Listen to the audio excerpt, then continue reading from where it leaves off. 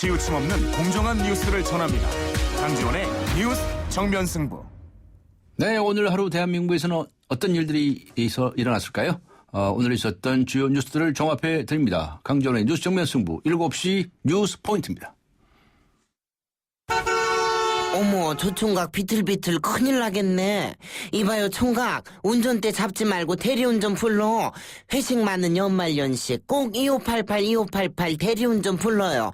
2588 기사님들이 좌우로 대기 중이래요. 좌우로 정렬 2588. 메리 쉐비, 크리스마스. 쉐보레, 스파크, 크루즈, 캡티바 구매 시 최대 3년 무이자 할부. 3년 이상 된 차량 보유 고객이 스파크 크루즈, 말리부, 올란도, 캡티바, 알페온 구매 시 30만 원 추가 할인. 전시장 및 홈페이지 참조. 일부 모델 제외. 12월 31일까지. Chevrolet, find new roads. 숨기는 손 큰 사람. 토핑을 2배로 주니까 베이컨, 스테이크, 소세지, 오징어, 새우가 듬뿍. 빵 끝엔 크랜베리 크림치즈와 애플 시나몬이 꽉. 토핑이 2배. 토핑 킹. 와, 맛도 2배네. 1588 피자헛. 지금 주문하면 미디엄 가격에 라지를. 부장님, 요즘 휴스턴이 거침이 없다면서요? 그럼 비즈니스가 거침없이 쭉쭉 뻗고 있지. 아니요, 대한항공 휴스턴 노선이 거침이 없다고요. 단 한 번도 거침없이 직항으로. 5월 2일부터 대한항공 주 7회 휴스턴 취항. 비즈니스도 거침없이. Excellence in flight. Korean Air. 오늘의 주요 뉴스를 꽉 채웠습니다. 강지원의 뉴스 정면 승부. 뉴스 포인트. 네, 대한민국 정치권을 비롯해서 우리 사회에 있었던 일들 키워드로 살펴보겠습니다. 뉴스 포인트 시사평론가 이동영 씨 나오셨습니다. 안녕하셨습니까? 네, 안녕하십니까. 오늘 첫 번째 키워드는 무엇입니까? 네, 땅콩 해양. 땅콩 얘기 많이 했습니다. 그렇습니다. 네.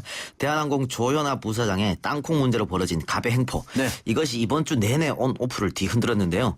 결국 오늘 오후에 그룹 총수인 조양호 한진회장이 딸을 잘못 키웠다 이렇게 대국민 사과를 했고 네. 그 2시간 뒤에는 국토부의 조사를 받으러 나온 조현아 전 부사장이 사건이 알려진 지 나흘 만에 사과를 하기에 이르렀습니다. 네, 이 사건이 이렇게 일파만파 커진 이유가 무엇일까요? 일단 그 상식적으로 있을 수 없는 일이 일어났기 때문에 예. 국민들이 공분한 건 아니겠습니까? 그러니까 특권 의식으로 똘똘 뭉친 그룹 오너의 딸이 승객들의 안전 혹은 또 승객들의 시간, 승무원들의 모멸감 같은 것을 생각하지 않고 네. 자기 멋대로 규정을 어겨가며 갑질을 했던 것이 1차적 이유이고요. 네. 두 번째는 사건이 터지고 나서의 대한항공의 대응이 미숙하고 부실했기 때문이라고 보여집니다. 아하. 대한항공은 사건이 나고 나서 사과문을 발표하면서 진정성이 있는 사과가 아닌 변명으로 일관했고 네. 문제의 당사자인 조현아 전 부사장을 감싸기에 급급했습니다. 그렇기 때문에 여론이 이렇게 악화일로로 치달은 네. 것으로 보입니다. 여론이 이렇게 커질 줄 모르고서 이제 안일하게 대응했던 것 같아요. 그렇죠. 예. 그래서 이제 외국 언론들도 아주 연일 이 기사를 내보내고 있지 않습니까? 네. 맹 비난하고 있는데 대한항공의 이미지 손상뿐만 아니라 우리나라 국격까지 떨어뜨린 결과가 되는 거 아니겠습니까? 결과적으로 그렇게 보이죠. 예. 외국 사람들의 눈으로 봤을 때 이번 그 대한항공 사건은 이해가 안 되는 이해가 안 부분이 간다? 그렇죠. 많죠. 네. 그러니까 오너 일가라고 해서 마음대로 할 수 있는 기업 문화가 외국엔 잘 없습니다. 네, 대한민국에 나도 오너 일가에 뭐가 있습니다. 그렇죠. 네. 다시 말하면 외국은 그 인간관계보다 그 룰이나 매뉴얼, 시스템으로 움직이는 것을 당연하게 하는 기업 문화가 있죠. 네. 근데 우리는 그 특히 재벌들은 이런 게 통용이 안 됩니다. 네. 그러니까 직책으로 찍어 누르고 혹은 갑을 관계이면 이것을 이용하려고 하죠. 얼마 전 크게 문제가 되었던 라면 상무 사건도 마찬가지 아니겠습니까? 네. 이렇게 되다 보니까 외국 언론에서 이번 사건을 조롱삼아 기사화하고 있고 국적기인 대한항공의 이미지 더 나아가서 대한민국의 이미지까지 훼손되는 지경에 이르는 것 같습니다. 조현아 전 부사장이 가지고 있던 그 한진그룹 계열사의 모든 직책에서 물러나겠다 이렇게 발표하지 않았습니까? 그렇죠. 이후의 상황은 어떻게 되는 건가요? 그 여론의 거센 비난에 직면하고 있기 때문에요. 당분간 경영에 복귀하기는 힘들 것으로 보입니다. 네. 그러나 그 그동안 재벌들이 보여준 행태가 있지 않습니까? 네. 문제가 일어나면 일단 경영 일선에서 물러나고 혹은 또 재산 일부를 사회에 환원하면서 봉사활동 시간 가지고 뭐 그런 게 있었죠. 그렇죠. 네. 그래서 조용해지면 복귀하는 수순을 밟았던 전례를 보면은 슬그머니. 예, 네. 복귀 시점을 점칠 수는 없지만 아예 경영에서 은퇴하는 것은 아닐 것이라고 하는 시각이 많이 있습니다. 네. 어찌되었든 이번 사건으로 장녀인 조현아 전 부사장은 한진그룹 다음 경영권을 물려받기에는 대단히 어려운 상황에 놓여졌습니다. 네. 이번 사건으로 가장 큰 덕을 본 사람은 아마 조현아 부사장의 남동생이라는 이야기까지 우스갯소리로 나오고 있는 실정입니다. 네. 두 번째 키워드는 무엇입니까? 네, 토막살인. 토막살인. 좀 네. 끔찍한 단어죠. 네. 수원에서 일어났던 장기 없는 사체 사건. 다행히도 어제 용의자가 검거되었습니다. 그러나 그 용의자의 살해 밀폐 수법이 너무 잔인했고 너무 잔인해요. 예. 예. 오원춘과 같은 조선 동포라는 점이 알려지면서 인터넷에서는 다시 장기 밀매에 이은 인육 매매를 하려고 살해한 것이 아니냐는 괴담이 이어지고 있는 실정. 지금까지 드러난 바에 의하면은 뭐 장기 밀매 이런 거하고는 관련이 없는 것 같다 이렇게들 알려지고 있는데요. 네. 그런데 이와 같이 섬뜩한 그런 이야기들이 자꾸 퍼지는 이유가 뭘까요? 네, 그 국과수는 이번 사건의 사체를 검하는 뒤에요. 그 장기 적출의 경우 심장이 뛰고 있는 상태에서 흉고를 절개해야 하는데 이번 사건에는 그게 없다면서 장기 밀매 가능성이 없다고 일축했습니다. 아하. 또한 그 장기를 외국으로 밀매할 경우에는 배를 통하면 시간이 너무 오래 걸리고 비행기를 통하면 탑승 검사에서 무조건 걸릴 수밖에 없다면서 네. 외국으로 장기를 밀매하는 것도 불가능하다고 밝혔습니다. 그것도 아니다. 예. 네. 당연히 인육 캡슐이나 인육 밀매라는 것도 유언비어임을 강조했습니다. 그러나 그럼에도 불구하고 방금 변호사께서 말씀하신 것처럼 이런 유언비어가 그럴듯하게 지금 떠돌아다니고 있거든요. 네. 이것은 결국 공포를 조장하고 있는 것이고요. 공포 조장. 예, 그 공포는 제노포비아라고 하죠. 네. 외국인 혐오로 옮겨가는 것이 아니냐 이런 아. 이야기가 나오고 있는 실정입니다. 오원춘도 조선 동포였고 이번 사건 범인도 조선 동포 아니겠습니까? 네. 그래서 이제 그런 말이 나오는 것 같습니다. 다문화 사회를 이해하려는 노력보다 감정적으로 그들을 대하고 차별에 앞장서는 모습은 분명 우리가 고쳐야 할 것으로 보이는데요. 네. 그러나 이 문제와는 별개로 현재 외국인 범죄가 급증하고 있는 것은 사실입니다. 네. 10년 전인 2004년과 비교해서 올해 외국인 범죄 건수는 3배, 특히 강간 건수는 6배나 늘었습니다.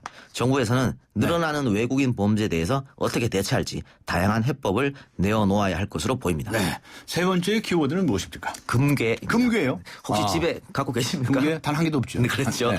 예. 불이 난 집에 복구공사를 맡았던 네. 인테리어 업자가 복구공사 도중에 붙박이장 밑에서 시가로 65억 원어치나 되는 네. 금괴 130여 개를 발견하였으나 집 주인에게 돌려주지 않고 자기가 훔쳤다가 적발된 정말 그 해외 토픽에서나 보던 일이 우리나라에서 벌어졌습니다. 그 인테리어 업자가 아주 욕심을 낸 거로군요. 네. 그런데 금괴의 주인은 이미 사망했다면서요? 그렇습니다. 예. 그러니까 이 금괴는 당연히 그 법정 상속인에게 돌아갈 거 아니겠습니까? 그렇죠. 네. 근데 갑자기 없던 돈이 생겼나요? 이게 뭐 소위 말해 로또 65짜리 로또 로또 65. 맞은 것 같습니다. 아, 예. 네.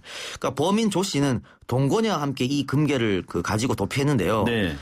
그 사이에 그 동거녀 말고 새로운 애인이 생긴 것 아하. 같습니다. 그래서 이 여성과 함께 다시 달아났죠. 네. 이렇게 되자 그 원 동거녀가 네. 심부름센터에 이 조 씨를 찾아달라고 의뢰했고 심부름센터에서 이것을 이상히 여겨 경찰에 신고하면서 덜미가 잡힌 것입니다. 그래서 들통이 났군요. 네. 그래서 욕심이 할을 불렀다고밖에 볼 수가 없겠죠. 네. 여성에 대한 욕심도 많네, 이 사람. 사고치기를. 아, 그러니까요. 네. 자, 금괴의 주인은 사망 직전 치매에 걸려서 자기가 숨겨놓은 금괴의 위치를 가족들에게 말하지 못했습니다. 네. 그러니까 2003년에 사망했으니까요. 10년이 넘는 기간 가족들은 금괴가 있는지도 모르고 살아왔겠죠.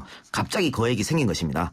사망자가 생전에 유언으로 남은 재산은 모두 아내에게 준다고 했으니까 이 돈은 부인에게로 돌아갈 것으로 보이네요. 네, 그렇군요. 지금 치매에 걸리신 분들 유의해서 들으셔야 되겠네요. 그런데 금괴를 숨겨놓고 사망한 남자분 이분이 이 사학재단의 소유자였고 이 재단은 여러 가지 비리로 구설수에 올랐던 적이 있었던 이로 드러나고 있네요. 그렇습니다. 그러니까 금괴를 숨겨놓고 사망한 박모 씨는 네. 경기도의 중학교와 고등학교를 소유한 사학재단의 설립자인데요. 본인이 이 재단의 초대와 3대 이사장을 지냈고 부인은 2대와 7대 이사장을 지냈습니다.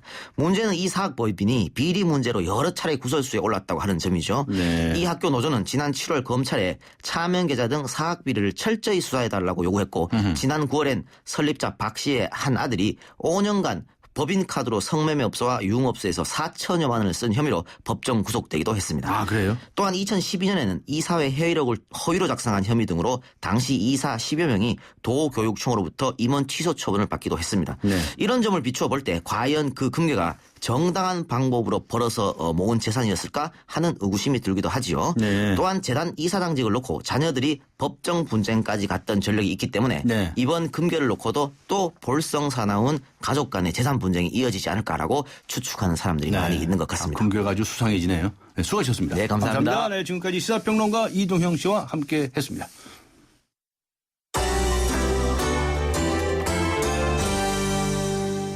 이번에는 경제 소식입니다. 경제 포인트. 한국일보의 고은경 기자 연결합니다. 안녕하세요. 네, 안녕하세요. 네, 한국과 아세안 특별정상회의가 어제부터 오늘까지 부산에서 열리지 않았습니까? 네. 근데 10개국 정상들 가운데서 예. 이 브루나이 국왕이 아주 화제네요. 예, 그렇습니다. 네. 최대 화제가 지금 바로 하사날 볼키아 브루나이 구강인데요.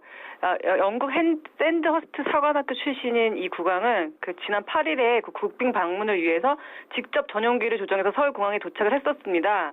그래서 박근혜 대통령과 정상회담 등 그 일정을 소화한 다음에 네. 9일 본국으로 돌아갔다가 다시 어제 그 특별 정상회의 참석을 위해서 이틀 만에 그 비행기를 몰고 부산으로 온 겁니다. 직접 운영 전용기를 몰고 다니는군요. 네. 네. 이 구강이 조종사 면허 유지를 위한 필수 비행 시간을 채우기 위한 것 아니냐. 네, 그런 얘기가 있고요. 네. 지금 46년째 제의를 하고 있는데 그 한화로 약 24조 원의 그 재산을 보유하고 있습니다. 이번 방문에도 그 12명의 왕자와 공주 등 대규모 수행단을 이끌고 왔는데요. 네. 설날이 되면은 전 국민에게 현찰로 그 100만 원씩 세뱃돈을 주는 통큰 복지 정책을 펼쳐서 그 국민들의 절대적 신임을 받고 있다고 하고요. 네. 또 이 통큰 것이 이번에도 드러났습니다. 그 부산 해운대 근처에 특급 호텔을 거의 통째로 빌렸다고 하고요. 예. 지금 이 구강은 하루 숙박비가 1,000만 원에 달하는 그 198평 스위트룸에 머물다 간 것으로 알려져 있습니다. 네, 그렇군요. 예. 참 앞으로 이제 전 국민에게 100만 원씩 세뱃돈 주는 대통령 구강 이게 나오면 많이 좋아하겠네요. 네. 반찬과 간식으로 즐겨 먹지 않습니까? 어묵. 예. 근데 이 어묵이 주 원료와 원산지들은 제대로 표시하지 않았다. 이렇게 네. 밝혀졌다고요? 네, 한국소비자원이 그 시중에서 파는 그 22개 어묵 제품의 안정성과 그 표시 실태를 조사했는데요. 네. 수입국을 특정한 제품은 1개에 불과했고 나머지는 다 수입산으로만 표시를 했습니다. 또 이 가운데 6개 제품은 원재료의 함량 표시가 없었고요. 네. 그 원재료에 쓰인 어종을 표시한 제품은 2개뿐이었습니다. 현재 어묵 제품의 원재료 함량, 수입국, 어종 등의 표시가 법적 의무사항이 아니기 때문인데요. 예. 다만 다행인 거는 그 모든 제품에서 방사성 물질 등은 검출되지 않았고 또 보존 재료도 문제가 없다고 설명했습니다. 예. 또 식중독을 유발하는 장염 비브리오 등도 모든 제품에서 검출되지 않았는데요. 하지만 그 한 개 제품에서는 대장균군이 양성으로 검출돼서 네. 그 제조와 유통 과정에서 철저한 위생 관리가 필요한 것으로 나타났습니다. 네. 그래서 소비자원은 그 소비자가 어묵 원료에 대한 정보를 얻을 수 있도록 그 제도 네. 개선을 관계 기관에 건의할 계획이라고 합니다. 네, 원산지라든가 그런 걸 좀 표시할 수 있게 했으면 좋겠네요. 예. 네. 자, 법원이 대형마트 의무 휴업일을 지정하고 영업시간을 제한하는 지방자치단체 처분을 위법하다. 예. 이런 판결을 내놨는데 뭐 아직 확정된 건 아니죠. 대법원에서 난 건 아니니까요. 예. 고등법원에서 나온 판결이죠. 예. 서울고법 행정 8부는 그 이마트와 롯데마트 등 대형마트 6개사가 서울 동대문구와 성동구를 상대로 낸 영업시간 제한 등 처분 취소 소송에서 네. 그 원고 패소로 판결한 원심을 깨고 원고 승소로 판결을 했습니다. 네. 이게 확정이 되면은 그 동대문구와 성동구 대형마트들은 주말 영업뿐만이 아니라 24시간 영업도 할 수 있게 되고요. 또 이 다른 지역 대형마트들이 제기한 그 유사 소송에도 영향을 줄 것으로 풀이가 됩니다. 네. 예, 그 재판부는 그 처분 대상이 된 점포들이 대형마트로 등록은 돼 있지만 법령상 대형마트 요건을 갖추지 못했다고 봤는데요. 네. 그 이유는 그 대형마트 기준이 그 점원의 도움 없이 소비자에게 소매하는 점포 집단으로 되어 있는데 그 한국 대형마트에서는 사실상 점원들이 곳곳에서 상주하면서 소비자들에게 도움을 주고 있기 때문입니다. 또 그 사실상 그 대형마트 규제법 도입의 근거가 된 그 상생 효과도 부정했습니다. 네. 그 이 사건으로 그 전통시장 보호 효과는 뚜렷하지 않은데 뚜렷하지 않아서 논란이 되고 있지만 네. 그 맞벌이 부부 등이 겪는 현실적 어려움은 크다면서 그 소비자 선택권에 대한 과도한 제한이다. 본 건데요. 네. 그래서 대형마트는 뭐 영업 규제로 매출이 좀 급감했는데 이번 판결로 조금이나마 숨통을 트일 수 있지 않을까 기대를 하고 있고요. 네. 반면에 그 중소기업 업계는 그 소상공인의 어려운 현실을 감안할 때 좀 매우 안타깝다. 그런 아쉬운 입장을 내놨습니다. 네. 1심하고 2심하고 판결이 다르네요. 이제 예. 대법원에서 또 최종 결론을 주겠군요. 기다려봐야 되겠습니다. 수고하셨습니다. 네. 한국일보의 고은경 기자였습니다.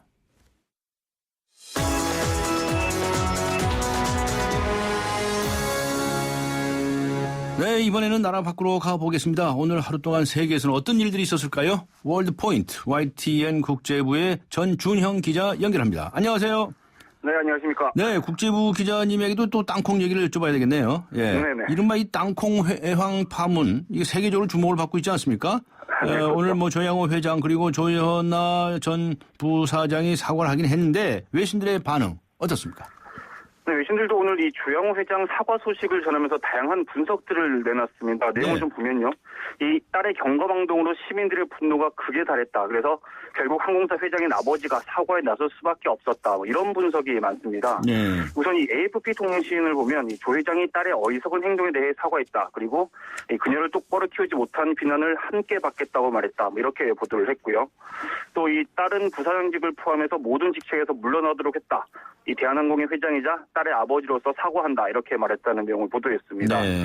또 AP통신의 조윤아 전 부사장이 사과한 소식도 함께 전했는데요. 이 카메라 앞에 선 조 전 부사장이 머리를 숙인 채 기자들과 눈도 마주치지 못했다. 목소리는 떨려서 무슨 말을 하는지 잘 들리지 않았다. 이렇게 묘사를 했습니다. 또 이번 사건 뒤 한국에서는 이 조현아 전 부사장을 40살 공주라고 부르고 있고 국제적인 수치로 여기고 있다. 뭐 이런 소식을 전하기도 했습니다. 로이터 통신을 조금 더 깊이 있는 분석을 내놨는데요. 네. 이 한국 사회에서 이 엄청난 분노를 불러온 이번 사건이 한국 특유의 경제 체제와 맞물려 있다. 뭐 이런 언급을 했습니다. 이 한국 경제는 재벌이라고 불리는 강력한 가족 경영기업이 지배하고 있다는 분석을 내놓은 건데요. 네. 또 한편으로는 이번 사건이 보도된 뒤에 한국에서 마카다미아 땅콩 판매가 기록적으로 늘었다 이렇게 비꼬기도 했습니다. 그렇군요. 이 땅콩 회항 사건과 관련해서 미국의 일부 한인 단체들은 대한항공 안 타겠다. 대한항공 불매 운동에 나섰다면서요? 네, 그렇습니다. 이 뉴욕 한인 단체들은 뉴욕 한인 학부모협회 그리고 퀸즈 한인회 뭐 이런 단체들인데요. 네. 이 땅콩 회항으로 도마 위에 오른 대한항공에 대해서 불매 캠페인을 전개해 나가겠다 이렇게 밝혔습니다. 이 한인 단체들이 이 불매 운동을 계획한 이유는 이번 사건이 뉴욕에 거주하는 한인들을 무시한 처사다 이렇게 생각했기 때문입니다. 예. 이 교포들이 한국 국적 이 비행기를 많이 이용을 하는데 그 이유가 단순히 항공사 차원을 넘어서 이 고국과 연결해주는 고리로 생각하기 때문인데 예. 이번 사건이 이제 비행기에 탑승하고 있던 많은 교포를 전혀 생각하지 않은 행위라고 생각한 겁니다. 네. 이 대한항공 회장 부녀 오늘 이제 사과까지 하고 나섰는데 여전히 사람들의 분노는 식지 않고 있는 것 같습니다. 네. 자, 일본 쪽으로 가보죠. 일본 역사학술단체들이 이 위안부 문제 왜곡에 대해서 공동 대응하기로 했다는 그 소식이 있네요. 네, 그렇습니다. 일본의 역사학회들을 보면 이제 역사연구회, 역사과학협의회, 네. 일본사연구회, 뭐 역사교육자협의회 뭐 이런 단체들이 있는데 네. 이 4개 단체들이 사자협의회를 구성하고 있습니다. 네. 이 사자협의회가 내년 주요 과제 가운데 하나로 이 일본군 위안부 왜곡 문제에 대해서 공동 대응을 하겠다 이렇게 선정을 한 겁니다. 아베 총리에게 위안부 강제동원 사실을 인정해라 이렇게 촉구할 예정이라고 합니다. 네. 이 사자협의회가 설명하는 내용을 좀 들어보면요. 우선 이 군 위안부 강제동원은 인도네시아 스마랑 그리고 중국 산시성 등지에서 일어났는데 특히 조선하고 이 타이완 등지에서는 속아서 위안부가 된 사례가 많다 이렇게 설명을 했습니다. 네. 그리고 이것을 모두 강제 연행이라고 보는 것은 학문 연구 세계에서는 상식이라고 강조했습니다. 아베 총리 그동안 여러 차례 이 위안부 문제를 역사학자들 연구에 맡게 한다 이렇게 언급을 해왔는데요. 예. 사자협의회에서는 이 아베 총리 언급에 대해서도 이 아베 정권이 결국 입맛에 맞는 역사학자들만 불러서 자문기구를 꾸릴 것이다 이렇게 우려하고 있습니다. 네. 이 모레 치러지는 일본 총선에서도 이 아베 정권의 압승이 지금 예상이 되고 있는데요. 이 아베 총리가 주도하는 일본의 우경화 어디까지 갈지 우려되고 있습니다. 네. 그래도 일본에 아주 양식 있는 역사학자들이 있네요. 네. 네, 고맙습니다. 노력이 수고하셨습니다. 네, 고맙습니다. 네. YTN 국제부의 전준형 기자였습니다.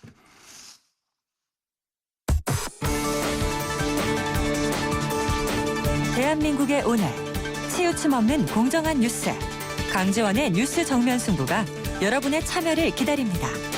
짧은 문자 50원, 긴 문자 100원에 휴대전화 메시지 샵 0945와 YTN 라디오 어플리케이션 예스 게시판에 소중한 의견을 남겨주세요.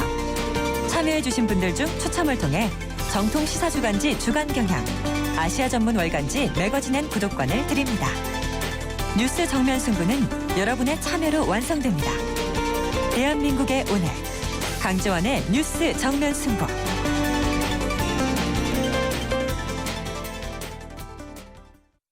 경기도 수원 팔달 산에서 토막 시신이 발견된 지 8일 만에 용의자가 붙잡혔습니다. 원춘 사건과 마찬가지로 중국 국적의 용의자라고 하는데요. 피해 여성은 용의자의 동거녀로 알려졌습니다. 2년 전 오원춘 사건을 떠올리게 하는 중국 동포의 살인사건 다시 재현되면서 수원 주민들의 불안감이 커지고 있는데요. 전문가 이야기 들어보겠습니다. 경기대학교 범죄심리학과의 이수정 교수 연결합니다. 안녕하세요. 네, 안녕하십니까? 네, 어제 밤에 수원 토막 살인사건 용의자가 검거가 됐는데 오원춘 씨처럼 중국 동포인 것으로 밝혀졌답니다. 얘기 들으셨죠? 네, 들었습니다. 네.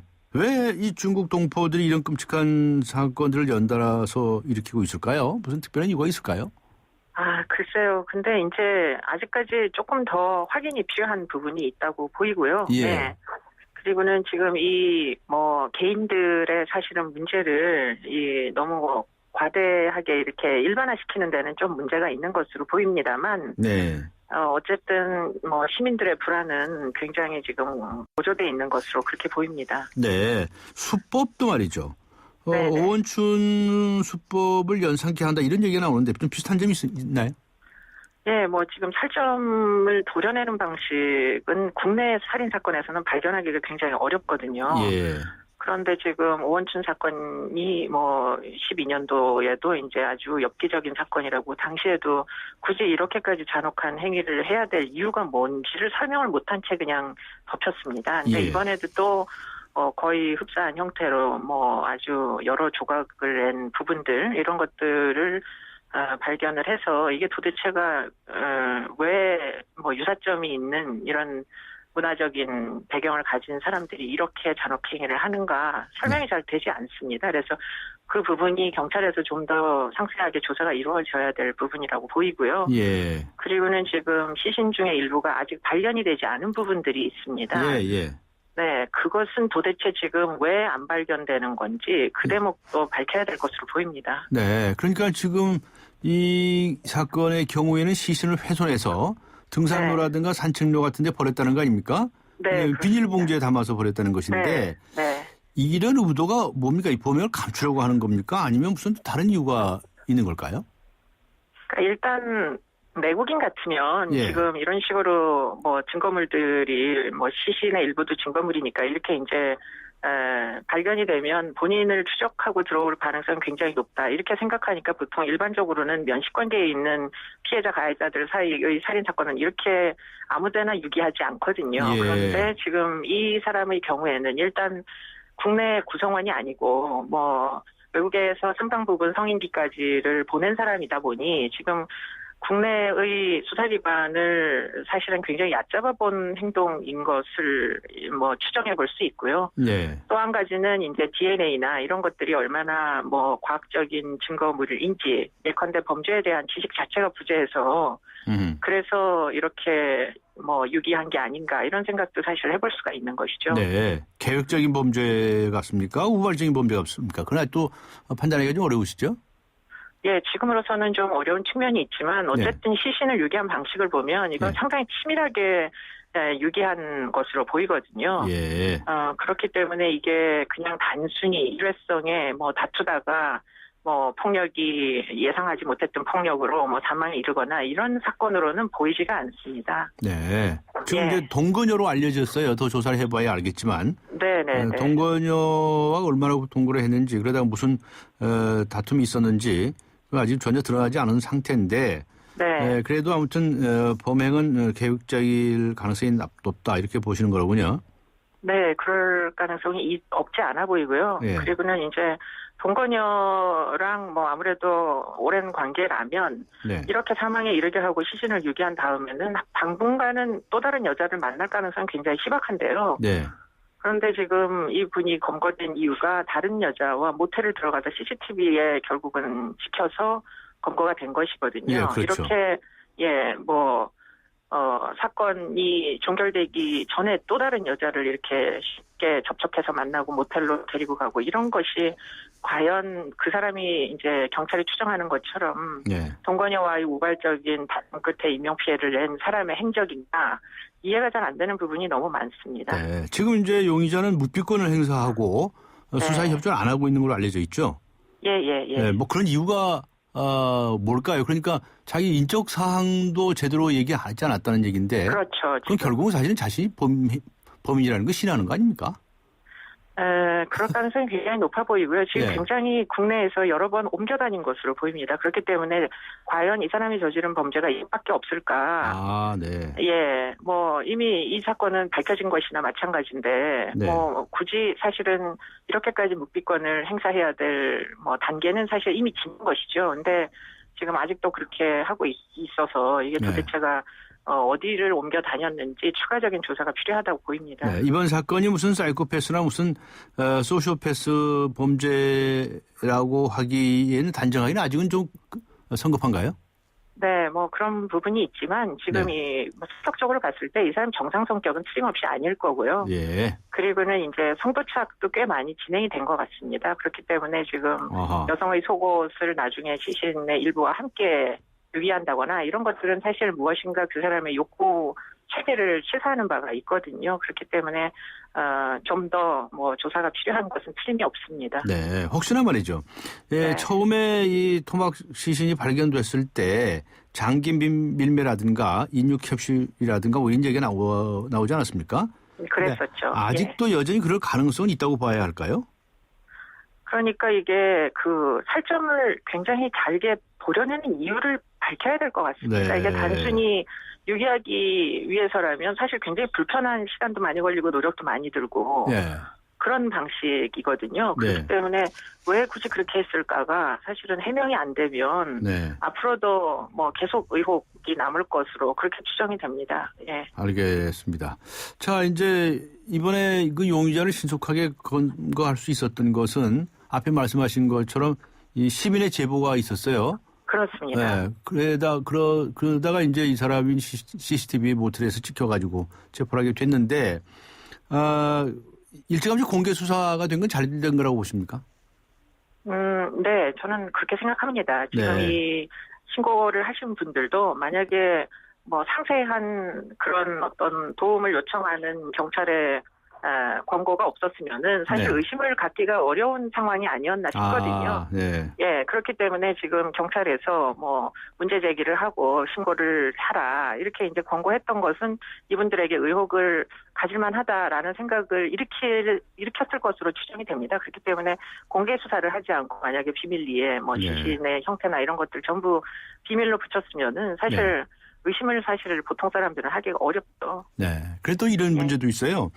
언론에서 이런 이 끔찍한 사건의 경위라든가 이런 것들이 지나치게 자세하게 보도가 돼서 과거에 그 요원춘 사건 때처럼 말이죠.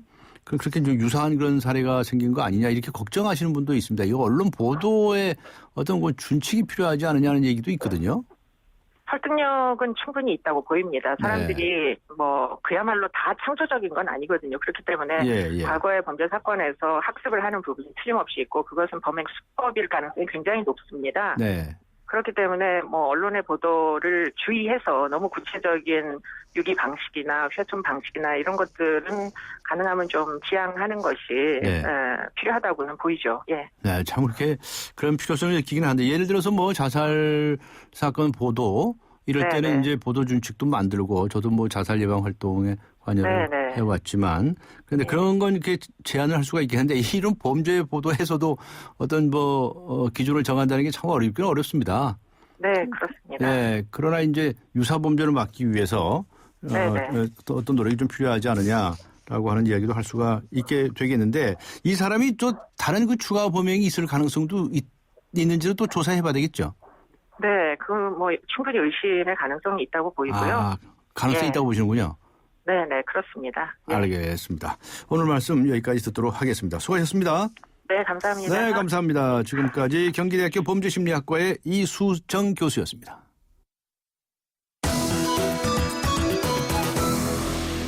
네, 지금 시각은 7시 28분을 가리키고 있습니다. 이 시각 교통 상황 어떤지 알아보고 가겠습니다. 박화영 캐스터입니다. 네, 살짝 내린 눈이 쌓여 있거나 눈이 내리면서 혹은 눈이 녹으면서 길이 미끄러운 곳이 있겠습니다. 안전 운행하시고요. 화랑로는 석계역 쪽으로 화랑대역 4번 출구 부근에 추돌사고 있었고요. 강서로는 양천 향교역 쪽으로 발산역 3번 출구 앞 1, 2차로에서 버스와 승용차가 부딪혔습니다. 계속 경부고속도로 따라 서울 들어가는 게 쉽지 않습니다. 안성에서 안성 휴게소까지, 기흥 동탄에서 신갈분기점, 서울 요금소에서 판교분기점, 판교분기점에서 한남대교 까지 길게 밀립니다. 외곽으로는 한남에서 달래내곡에, 신갈에서 수원, 입장휴게소에서 북천안까지 충청권의 정체도 길어지고 있고요. 끝으로 서울 외곽순환고속도로 곳곳으로 눈길인 가운데 판교에서 일산 쪽으로는 성남 요금소에서 서하남, 광암터널에서 강일, 의정부 부근, 자유로에서 송내까지 길게 밀리고 있습니다. 강주현의 뉴스 정면 승부 교통정보였습니다. 내 차에 뭘 넣은 거야? 의심될 때 1588 516 주저 말로 신고해요. 1588 가짜 석유 신고는 한국석유관리원. 집에만 집중해 25년간 8만여 세대를 공급해온 호반건설이 수원 홈의실에 옵니다. 마트 공원을 더 가까이, 중심 상업시설을 편리하게, 신분당선 연장 예정. 지금 수원 홈의실 지구에서 첫 민간 분양 브랜드 아파트 호반 베르디움을 만나보세요. 문의 1800-8355 호반건설. 12월 코란도 씨가 준비한 3가지 선물. 하나, 이자가 없다. 선수율 20% 내면 최대 3년까지 무이자. 둘, 취등록세가 없다. 일시불로 사면 취등록세 7% 지원. 셋, 그래서 부담이 없다. 놓칠 수 없는 혜택이 가득한 코란도시 윈터 페스티벌. 홈페이지 참조. 차 안에서 먹고 또 먹어도 사람들이 타고 또 타도 페브리즈 차량용이 있으니 냄새 걱정이 없어요. 상쾌한 드라이브 페브리즈 차량용과 함께 페브리즈 차량용. 네, YTN 라디오와 세종문화회관이 함께 뮤지컬 제약 콘서트를 엽니다. 임태경, 옥주현 등 최고의 뮤지컬 배우들이 한 무대에 출연하죠. 모차르트, 황태자, 루돌프, 마리아 앙뚜아네트 등등 최고의 작품이 한자리에서 선보여집니다. 자세한 내용은요, YTN 라디오 홈페이지에 안내되어 있습니다. 오늘의 금요시사 퀴즈 다시 한번 소개해드리겠습니다. 조현아 전 대한항공 부사장이 뉴욕에서 인천으로 향하는 비행기를 회항시킨 이유인데요. 승무원이 봉투째로 내밀어 조 전 부사장에게 매뉴얼대로 하지 않았다는 지적을 받은 이 견과류. 이 견과류의 이름은 무엇일까요? 하는 질문입니다. 1번 마카다미아. 2번 마다가스카, 3번 마카로니, 4번 마카레나 이렇게 4가지 중에서 정답을 골라주시기 바랍니다. 휴대전화 우물정 0945번으로 의견 보내주시기, 답을 보내주시기 바랍니다. 추첨을 통해서 5분께는요 뮤지컬 라카지 초대권을 보내드리겠습니다. 그리고 2분께는 정통시사주간지 주간경향 그리고 아시아 지역 전문지죠 매거진 N 구독권 보내드리겠습니다. 오늘 라카지 뮤지컬은요 오는 12월 27일 토요일 공연이라는 말씀 덧붙입니다. 잠시 후 뵙겠습니다. 서양 고전음악을 완성시킨 천재 작곡가 악성 베토벤. 그의 음악적 잠재력을 일깨워준 사람은 스승인 크리스티안 네페 선생님이었습니다. 네페 선생님은 지루한 이론과 반복적인 연습을 강요하지 않았습니다.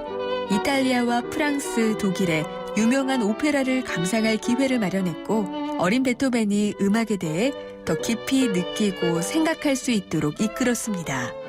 가르치는 것이 아니라 깨우치는 교육, 아이들의 잠재력을 활짝 꽃피우는 우리 교육의 희망입니다. 이 캠페인은 I am the key, 눈높이 대교와 함께합니다. 강지원의 뉴스 정면 승부. 네, 오늘의 금요 시사 퀴즈 마지막으로 한 번 더 소개해드리겠습니다. 조현아 전 대한항공 부사장이 뉴욕에서 인천으로 향하는 비행기를 회항시킨 이유인데요. 승무원이 봉투째로 내밀어서 조 전 부사장에게 매뉴얼대로 하지 않았다는 지적을 받은 바로 이 견과류. 이 견과류의 이름은 무엇일까요? 하는 퀴즈입니다. 1번 마카다미아, 2번 마다가스카, 3번 마카로니, 4번 마카레나. 이 넷 중에서 한 가지 정답을 골라주시기 바랍니다. 휴대전화 우물정 0945번으로 보내주시기 바랍니다. 추첨을 통해서 5분께는요. 뮤지컬 라카지 초대권, 오는 12월 27일 토요일 공연이고요. 또 2분께는 주간경향 그리고 매거진 N 구독권을 보내드리도록 하겠습니다. 강정의 뉴스 정면 승부 4부 들어갑니다. 우리 집 통신 대표번호 101. TV지를 101로, 인터넷을 101로, 홍보이도 101로, 모두 가입해. CCTV, 맘카도 101로, 함께 101. 우리 집 통신은 101로, 모두 다 해결해요. LG U+. 자원도, 기술도, 자본도 없었지만 도전 앞에 불가능은 없었습니다. 자원은 유한하지만 창의는 무한하기에 포스코의 끝없는 도전주의는 결코 멈추지 않습니다. 위대함을 향해 갑니다. 포스코.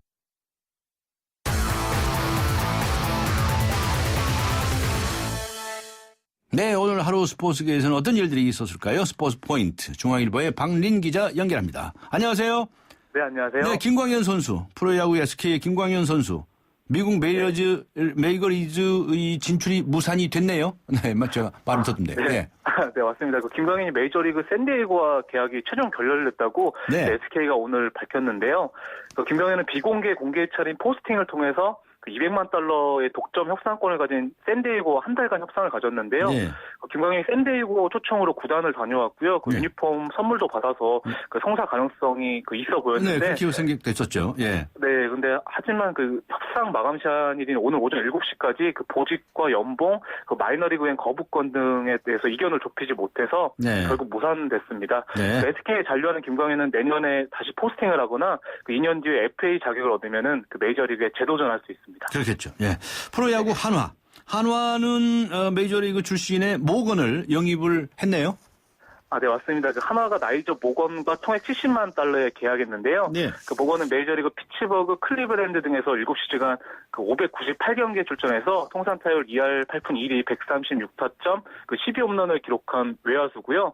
지난해 일본 요코하마를 거쳐서 올해 클리브랜드에서 다시 메이저리그에 도전했는데 네. 그 무릎 부상 여파로 15경기 출전에 그쳤는데요. 네. 그 하나 메디컬 테스트를 통과해서 한국에서 뛰게 됐습니다. 그 모건은 그 두 번째로 아시아리그에 진출하는 만큼 그 좋은 성적을 내겠다고 그 각오를 밝혔습니다. 네. 자, 그다음에 이 평창 올림픽 분산 개최 문제 조직위원회가 반대한다 이렇게 입장을 재확인했네요. 아, 네, 그렇습니다. 그 2018년 평창올림픽 조직위원회가 최근 국제올림픽위원회 그 IOC가 제안한 그 일부 종목 일본 분산 개최 가능성이 그 없다는 기존 입장을 재확인했는데요. 네. 그 조양호 위원장이 그 오늘 그 IOC가 제정한 어젠다 2020의 개혁 의지를 높이 평가한다면서도 그 평창은 이미 모든 경기장의 공사가 시작돼서 그 개혁안을 적용하기는 어렵다고 반대 입장을 나타냈고요. 네. 그 조 위원장이 그 IOC가 분산 개최 후보 도시 등 구체적 제안을 해오면 그 본격적인 논의가 이루어지겠지만 현재로서는 유치 원안대로 평창, 강릉, 정선에서 그 모든 경기가 치러지길 희망한다고 덧붙였습니다. 네. 그다음에 이준영 선수. 이준영 선수가 이전 남자 피겨 선수죠. 네, 맞습니다. 피겨 주니어 그랑프리 파이널에 출전하게 됐다고요? 네, 그 이준영이 오늘 스페인 바르셀로나에서 열린 그 피겨 주니어 그랑프리 파이널에 출전했는데요. 네. 그 주니어 그랑프리 파이널은 그랑프리 시리즈에서 가장 성적이 좋은 6명이 나선 왕중왕전인데 그 앞서 18살 이준영이 그 그랑프리에서 금메달과 동메달을 한 개씩 따내서 그 한국 남녀 통틀어서 김연아에 이어서 두 번째로 그랑프리 파이널에 나섰습니다. 네. 이준영은 그 57점 그 쇼트 프로그램에서 57.42점을 받아서 그 출전 선수 6명 중에 5위를 기록했고요. 네. 내일 새벽에 프리스케이팅에 출전합니다. 네, 피겨 주니어 그랑프리 파이널에 출전을 했어요. 예, 네, 맞습니다. 고맙습니다. 감사합니다. 네, 감사합니다. 지금까지 중앙일보의 박린 기자였습니다.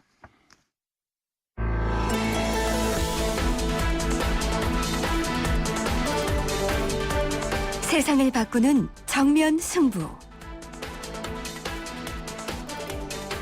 네, 세상을 바꾸는 정면 승부 건강 프로젝트 자연으로 돌아가기입니다. 건강해야죠? 그러려면 어떻게 해야 될까요? 네, 자연으로 돌아가야 됩니다. 오늘 첫 번째 시간 선재광 한의학 박사님 나오셨습니다. 안녕하셨습니까? 예, 안녕하십니까. 네. 예. 자, 우리가 건강하려면 자연으로 돌아가야 되지 않겠습니까? 예, 그렇죠. 그런데 뭐 이렇게 혈압이 오르고 뭐 열이 나고 그럴 때가 있어요. 예. 그럼 어떻게 받아들여야 됩니까? 혈압에 대해서 좀 아시면은 예. 앞으로 예방하고 치료하는 분들이 도움이 될 것 같아요. 네. 우리가 편안한 상태에서는 일반적으로 혈압이 높지 않아도 유지가 되는데요. 네. 불안한 요인이 발생하게 되면은 정상 혈압만으로 전신에 피를 못 돌리기 때문에 자율신경에 의해서 높이게 되겠죠. 아하. 그래 이런 현상을 이제 고혈압이라 그러는데요. 예. 엄격하게 이야기하면 고혈압이라는 건 질병이 아니라 네. 인체의 혈액순환을 원활하게 하기 위해서 나타나는 정상 반응 내지는 항상성이라 그러죠. 우리가 배가 고프면은 꼬르륵 소리를 내서 음식을 먹는다든가. 항상성이라고 그러죠. 예, 항상성. 네, 항상성. 예. 예. 그다음 우리가 이제 피곤하게 되면 이래 잠이 오잖아요. 예. 크게 보면 그거 비슷한데요. 예. 인체가 머리부터 발끝까지 피가 공급되지 않게 되면 문제가 오잖아요. 예. 그러게 되면 뇌라든가 콩팥에 심각한 문제가 오기 때문에 일종의 경고 현상이죠. 예. 그러니까 예를 들어 이야기하면은 우리가 도둑이 들어오게 되면 개가 이렇게 짖잖아요. 예. 그럼 이제 도둑을 쫓아야 되는데 개를 짖는 것이 시끄럽다고 이제 개를 잡아버리면 주인이 심각하게 또 문제가 오잖아요. 예. 그러니까 근본 원인은 놔두고 위험하다라고 경고해준 강아지만 없애버리는 거죠. 그렇죠. 네. 그런 현상으로 근본 치료 없이 강압제로 치료한다는 것은 굉장히 신중해야 되고 네. 또 모든 환자가 고혈압을 약으로 치료한다기보다는 생활 습관, 음식 내지는 자연으로 돌아가서 치료하는 게 굉장히 중요한 일로 볼 수 있습니다. 네. 그런데 우리가 혈압이 높다 그러면 말이죠. 이게 예, 예. 고혈압 판정을 받은 거예요. 그러면 혈압약을 먹고 예. 당연히 먹고 이게 말이죠. 혈압약은 또 한 번 먹으면 평생 먹어야 된다는 게 상식적으로 돼버렸어요. 그렇죠. 맞습니까? 그것도 조금 이제 다시 생각하면 평생 먹는다는 것은 예. 고혈압이 치료 안 된다는 말하고 똑같죠.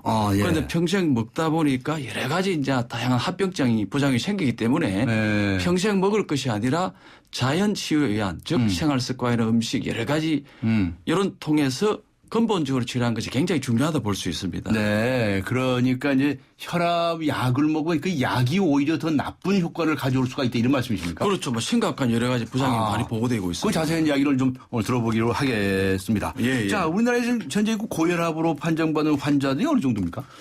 생각보다는 많습니다. 맞습니까? 우리나라 같은 경우는 한 1천만 명이 육박합니다. 1,000만 명이요? 그렇죠. 5천만 인구 중에 1,000만 명이요? 아주 한 20%니까 대단한 거죠. 네. 그런데 2007년도에 보면 혈압약 판매고가 1조 원을 넘어섰다 하는 거죠. 즉 9조 원대 전체 국내 의약품 시장 중에서 네. 단일 품목으로 1조 원을 넘어설 정도로 굉장히 많은 사람이 먹고 1조 원이 다 혈압약으로 나간 거예요? 그렇죠. 이렇게 혈압약으로 지출된 거죠. 네. 그리고 2012년도에 보면은 약제비가 한 2조 2,050억 원이 나왔고요. 네. 올해 2014년은 거의 3조 원을 넘을 것으로 예상하기 때문에 매년 30% 이상의 약제비가 지출이 예상되기 때문에 네. 고혈압 치료뿐만 아니라 검사비로도 많은 돈이 지출되기 때문에 네. 그래서 고혈압 약에 의해서 2020년쯤 되면 한 6조 3천억 정도 적자가 날 것으로 보고 있고 네.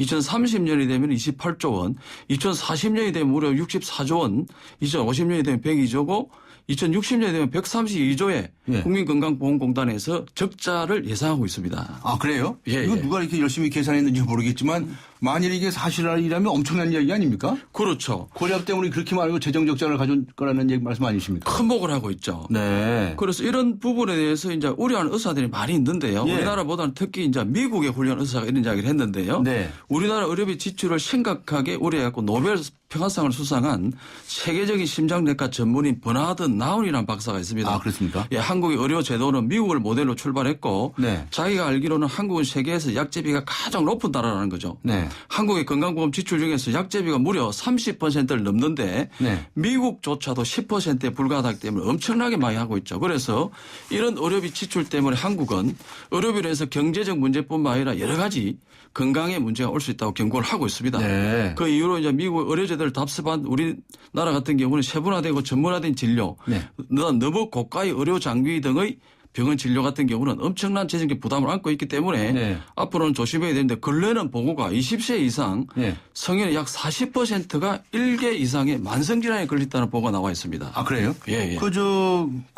세계적인 학자가 말이죠. 한국 의료제에 대해서도 잘도 알고 있네요. 예, 예. 그런데 정확하게 알고 있습니다. 조금 전에 말씀하신 것처럼 근래 20세 이상의 성인, 예, 성인들 예. 40%가 한 개 이상의 만성질환에 시달린다. 이거 심각한 문제 아닙니까? 예, 20일 전에 이제 보고된 내용인데요. 예. 2011년도 지금부터 3년 전에 현재 우리나라 20세 이상 성인의 약 40%가 만성질환 한 개 이상을 갖고 있다고 조사 결과가 나왔는데요. 네. 부산대 의대 예방학 교실하고 충남대 병원 심내 혈관센터에서 이런 연구 결과를 보건행정학회지에 최고위에 실었습니다. 아, 네. 이제 20개 만성질환을 기준으로 해서 한국보건사회연구원하고 건강보험공단하고 했는데 2011년도 이렇게 패널 조사에 참여한 20세 이상 네. 약 성인이 한 12,946명을 대상으로 했는데 실질적으로 20세 이상 연령 중에서 39.6%가 3개월 이상 만성질환을 하나 이상 보유하고 있기 때문에 인구로는 한 1,520만 명이 되기 때문에 심각한 문제라 볼 수 있습니다. 네. 성인의 40% 거의 절반 가까이가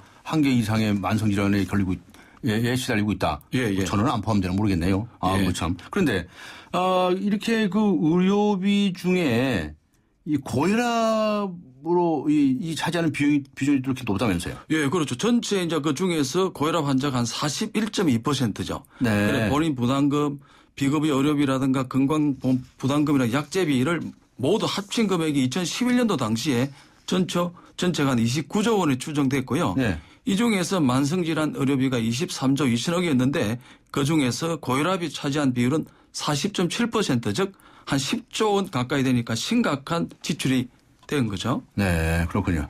자, 그런데 이 혈압약을 이렇게 장기적으로 복용하는 것이 인체에 어떤 영향을 줍니까? 그렇죠. 아주 중요한데요. 이제 네. 돈도 문제지만 이제 건강이 더 문제이기 때문에 네. 되는데요. 혈압약은 혈압을 근본적으로 치료하는 약이 아니라 네. 일시적으로 혈압 수치를 완화시키는 대증요법이기 때문에 평생 약을 먹는 수밖에 없는 거죠. 아, 일시적으로 혈압을 낮춰줄 뿐이지 근본적인 치료가 아니다. 그렇죠. 거기 혈압을 낮추다 보니까 신체의 가장 끝부분인 모세혈관이라든가 혈액 공급이 안 되겠죠. 예. 그래서 혈압약을 장기간 복용하게 되면 혈액의 흐름이 나빠져서 몸속의 혈액 흐름이 끈끈해지고 덩어려진다든가 해서 고지혈이라든가 동맥경화가 원인이 된다는 발표가 나와 있고요. 네. 그다음에 이제 제약회사가 만든 혈압약 복용 설명서에 이렇게 많이 부작용은 단기 또는 장기에 이렇게 실제로 많이 이렇게 적혀 있습니다. 아. 그래서 유명한 의사인 이시하라 유미 같은 의사는 약을 먹으면 낫는다고 맹신한 사람이 많은데 이는 크다는 잘못이 있고 네. 고혈압 같은 질병의 항약품을 10년 이상이나 매일 복용시키면서 치료한다는 것이 진정한 치료가 하면서 의문을 제기했고요. 네. 그다음 10년 이상이나 같은 약을 먹는 것은 근본 치료가 안 되기 때문에 즉 말 대증요법이라는 거죠. 네. 그렇기 때문에 점점 환자 수가 늘어난 것은 어찌 보면 당연하다고 그 사람은 경고하고 있고요. 네. 그리고 혈압약을 먹게 되면 아무래도 다양한 부작용이 생길 수밖에 없겠습니다. 예.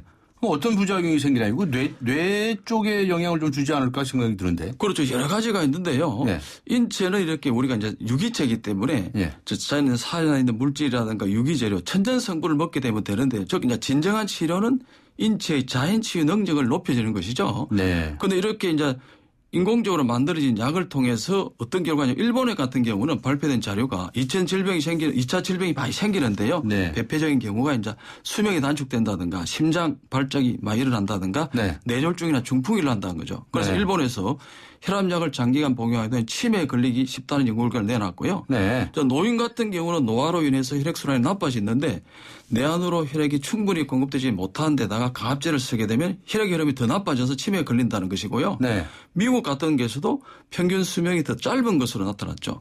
혈압약과 혈압을 무리하게 내려다 보니까 뇌로 혈액이 공급되지 않아서 뇌의 기능이 떨어져서 수명이 줄어든다는 거죠. 그래서 미국 심장학회 같은 경우는 네. 혈압약 복용자가 무려 60%나 심장 발작을 더 일으킨다고 발표했기 때문에 네. 혈압약을 복용하게 되면은 우리가 뇌출혈이라든가 중풍, 치매에 걸리지 않을 거라고 생각하지만은 도리어 혈압약의 부작용이 치매, 중풍, 뇌경시라고 발표되었습니다. 아니 혈압이 높다고 해서 혈압 낮추기 위해서 약을 먹었는데 예. 오히려 이런 더 질병이 악화된다면 말이 됩니까? 그렇죠. 우리나라에서 이 뇌경색이나 뇌출혈에 대한 발표 자료가 있나요? 그렇죠. 이 객관적인 자료가 있는데 통계청의 그 사망 원인 통계에 의하면요. 예. 뇌혈관 병 중에서 뇌혈관이 이렇게 터지는 뇌출혈이 있고 혈관을 막히는 뇌경색이 있는데 이것이 빠른 비율로 역전되고 있습니다. 즉 출혈은 점점 줄어드는 반면에 경색은 점점 늘어나고 있다는 거죠. 그래 1984년에서 2004년 사이에 보면은 뇌출혈은 88%에서 45%로 줄어들었지만은 뇌경색은 12%에서 54.4% 즉 4.5배로 증가했다는 거죠. 이것이 강압제를 사용하면서 압력을 낮추지만은 혈관이 터질 가능성은 떨어지지만은 네. 막힐 가능성이 그만큼 높아졌다는 거죠. 그래서 우리나라에서 황성수 박사님 같은 경우도 네. 강압제로 혈압을 내리게 되면 피가 더 쉽게 엉기게 되고 실제로 뇌경색은 이제 밤에 잘 생기는데요. 네. 밤에는 혈압이 떨어지는 거죠. 그래서 최근 들은 뇌경색과 심근경색이 현저히 증가하고 그 중요한 이유 중에 하나가 강압제가 많이 사용했다고 그분도 보고 있습니다. 네. 그러니까 뇌출혈은 이 피가 터지는 건데. 그렇죠. 그렇죠. 예, 터지는 것은 줄고 예. 막히는 거, 뇌경색 그것은 는다 이런 얘기네요. 그렇습니다. 심장질환 같은 데도 영향이 있다는 건데 무슨 얘기입니까? 예, 그것도 이제 관련이 크게 보이는데 일본과 미국 자료에서도 발표된 혈압약이 심장병을 증가하는 사례에서 이렇게 많이 발표돼 우리나라도 보면은 심근경색을 비롯해서 허혈성 심장질환이 부쩍 늘고 있는데요. 예. 고혈압성 심장병으로 인한 사망자가 1984년도에서는 559명, 네. 1994년에서는 1178명이고요. 2004년에서는 2787명으로 네. 10년마다 2.1배, 1.6배로 증가했고요. 또 네. 허혈성 심장질환으로 사망한 숫자가 1984년도에는 1102명인데 94년에는 5471명, 2004년에서는 12760명이니까 매년 10년마다 5배, 2.3배 증가했기 때문에 혈압약의 사용과 관련이 있다고 보여집니다. 네. 앞에 치매 말씀도 하셨는데 예. 고혈압이 이렇게 너무 계속 많이 먹으면 치매에 걸릴 우려성이 많다 뭐 이런 말씀을 하시는데요. 예, 예. 와, 이에 관한 무슨 자료도 있나요? 그렇죠. 이 가장 심각한 이제 암보다 더 드는 게 치매인데요. 예. 치매에 걱정하는 분들은 꼭 들으시기 바랍니다. 네, 네. 일본에서 발표된 혈압약을 장기간 복용하면 치매에 걸리기 쉽다는 연구 결과가 연세가 들기도 아까 말씀대로 내 안으로 혈액이 충분하게 공급되지 못하는 데다가 강압제를 하게 되면 당연히 치매에 빨리 걸린다는 거죠. 혈압약이 사용하는 것과 치매 역시 놀라운 속도로 증가하고 있는데요. 강압제가 혈관성 치매 발생의 원인이 되기 때문에 통계청에 의하면은 자료를 보면은 치매로 한 사망자가 1984년도에는 46명, 94년도에는 2,051명이나 증가했고요. 2004년도에 3,451명이니까. 하여튼 치매가 좀 늘어나요. 네. 10년 단위로 44.6배, 44배나 늘어났고 1.7배로 증가했기 때문에 이것도 심각하게 우리가 고려해봐야 될 사안 같습니다. 또 이렇게 고혈압 약을 계속해서 먹게 되면 또 영향을 미칠 수 있는 그 다른 질병. 어떤 게 있을까요? 예, 여러 가지 두 가지만 소개드리는 파킨슨병하고 이제 신장질환 투석을 하는 분들이 많이 있는데요. 치매와 마찬가지로 파킨슨병 같은 것도 굉장히 빠르게 증가하고 있습니다. 알고 있는 사람들이 대부분 고혈압을 동시에 갖고 있고요.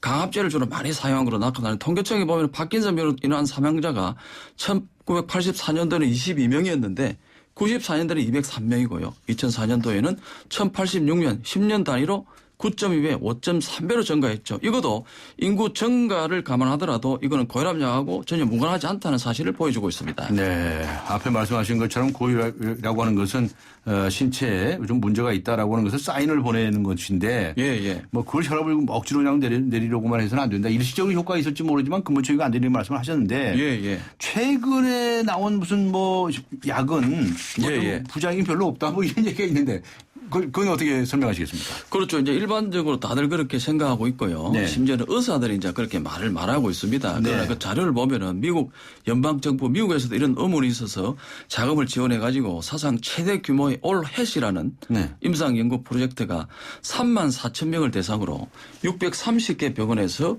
1994년부터 2002년까지 8년 동안 이루어졌죠. 아, 미국에서 연구를 했군요. 엄청난 연구를 했는데요. 그래서 2002년도 12월 18일 날 미국 의사 해지에 통해서 발표가 되었습니다. 발표했어요. 이 내용을 보면 이제 이게 그 위원장이 커퍼버그라고 굉장히 유명한 분인데요. 이 사람이 이제 그때 우리처럼 가장 오래된 약과 가장 최신 약, 가장 비싼 약하고 가장 싼 약 중에서 어떤 것이 부작용이 적고 효능이 많고 치료율 합병증이 그걸 다양한 내용을 비교 분석했는데요. 이 연구에 의하면은 다행히도 정반대의 결과가 나옵니다. 대부분의 좋은 소식이지만은 제약에서는 아주 슬픈 소식이 나옵니다. 고혈압의 가장 효과가 적다고 알려진 이뇨제가 혈압을 떨어뜨리고 치료하고 예방률이 가장 높고요. 합병률도 가장 적었습니다. 가장 값비싼 이뇨제 같은 게 도움이 되고. 그렇죠. 가장 비싼 약들이 훨씬 더 나빴다는 결과가 나와서 이것이 2002년도 미국 의사회지에 발표가 되었습니다. 그런데 이런 발표가 났으면 좀 움직임이 좀 있어야 할 텐데 왜 좀 달라지는 게 없나요? 그렇죠. 그때 이제 그 가격을 대충 살펴보면요. 가격 차이가 많이 납니다. 가장 값싼 이뇨제 같은 경우는 오히려? 그렇죠. 막대한 이제 어떤 재정적인 내지는 뭐 어떤 건강에도 도움이 되는데요. 이뇨제가 1일분이 한 9원밖에 안 해요. 다른 약에 비해서 매우 싸거나 거의 공짜인데요. 예를 들면 이제 캐나다 같은 경우 10년간 매일 이뇨제를 복용하게 되면은 한 39,000원밖에 안 돼요. 10년간 먹어봤자. 39,000원. 거기 이뇨제 같은 경우는 40년 이상 가격 인상 없이 계속 판매가 되었어요. 왜냐하면 이제 특허가 만료돼 갖고 제약회사는 누구든지 자유롭게 생산하실 때 이제 싼값으로 판매가 가능하겠죠. 그러면 이뇨제와 비교해서 가장 인기 있는 고혈압 치료제 같은 경우는 이제 칼슘 차단제인 노바스크 같은 경우는 이뇨제보다 무려 200배 이상 비용이 드는 거죠. 그래서 이제 그 근거에 의하면은 영국 같은 경우는 이뇨제만 많이 쓰게 되면 1년에 한 5억 달러, 우리나라 돈으로 5,537억 정도가 전략이 되고 미국은 10억 달러 이상이죠. 즉 1조 한 1,100달러 1,100원 정도 되고 한국은 1년에 한 1조 원 이상이 전략이 되기 때문에 실질적으로 좋은 결과였다고 볼 수 있습니다. 그러면 그거 사용하면 되겠네. 그렇죠. 그런데 이제 다행히도 뭐 그걸 사용하면 좋은 결과가 나왔는데도 각 나라에 이제 경제적으로 도움이 되고 국민 건강에도 부작용도 적고 된데도 불행에도 많이 사용하지 않고 있는데요. 그거 어떻게 된 거예요 도대체? 참 이게 안타까운데 결과가 되었을 당시 이뇨제보다 새로 나온 뭐 안지오텐신 원수 전환 효소 억제제라든가 칼슘 계량제가 월등히 많이 처방되고 있었는데요. 임상에 적용할 경우 전 세계 사람들은 고혈압 치료비는 수백억 달러죠. 그러니까 수십조를 전략할 수 있었는데 이런 연구 결과가 나왔는데도 새롭고 비싼 약으로 처방을 내리는 의사들의 처방에 대한 방향은 영향을 미치지 못했습니다. 왜냐하면 이런 훌륭한 과학적 결과나 증거보다는 판매 사원에서부터 텔레비전 광고 이런까지 거대한 제약회사의 판촉만한 의사들에게 더 많은 영향을 미쳤다는 거죠. 아, 제약회사의 검은 손익으로. 그렇죠. 이 연구 결과 2002년도에 미국 의학협회지에 처음 발표됐을 때는 잠시 반응이 있었는데요. 네. 곧 사그라들고 이로 인해서 마케팅이 과학을 이긴 또 사례가 되는 거죠. 그리고 올 햇 연구가 발표된 다음에 다음 해인 2003년도 화이자는 거의 50억 달러, 즉 5조 5,375억에 이르는 노바세크를 판매했고요. 이 약은 혈압약 가운데서 가장 많이 판매되는 약 중입니다. 알겠습니다. 자, 고혈압을 그렇게 계속 복용하는 것이 문제가 있다라고 한다면 과연 어떻게 해야 할까요? 다음 주 이 시간에 좋은 말씀을 해 주시기를 기대하겠습니다. 오늘 말씀 감사합니다. 예, 감사합니다. 네, 고맙습니다. 지금까지 선재광 박사와 함께한 세상을 바꾸는 정면 승부였습니다. 코웨이에선 정수기 필터 교체하듯이 오염된 매트리스 상단을 새 걸로 교체할 수 있대요. 우와! 게다가 미세먼지부터 진먼지 진드기까지 7단계로 케어해준대요. 우와! 위생까지 책임져야 진짜 침대다. 코웨이 매트리스 케어 렌탈 1588-5200. 잉글리시 엑스포 2014가 오는 12월 12일부터 14일까지 서울 강남 코엑스에서 개최됩니다. 디지털 조선일보와 공동 주최하는 영어교육 박람회는 초중고부터 대학생, 직장인까지 모두에게 꼭 필요한 영어학습 정보를 제공해드립니다. 영어교육에 대한 모든 것, 잉글리시 엑스포 2014는 YBM과 함께합니다. 02-6000-2500번.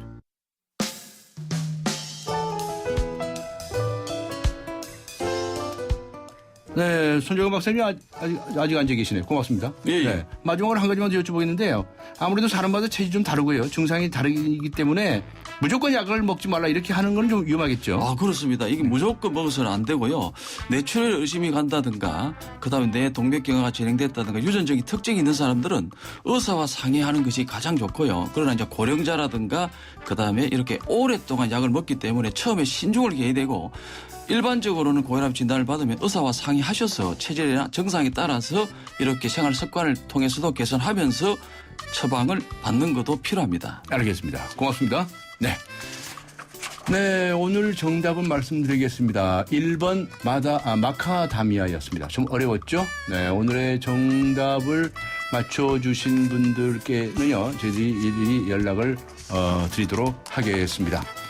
12월 12일 금요일 강정훈의 뉴스 정면 승부 오늘 순서 여기서 모두 마치겠습니다. 고맙습니다.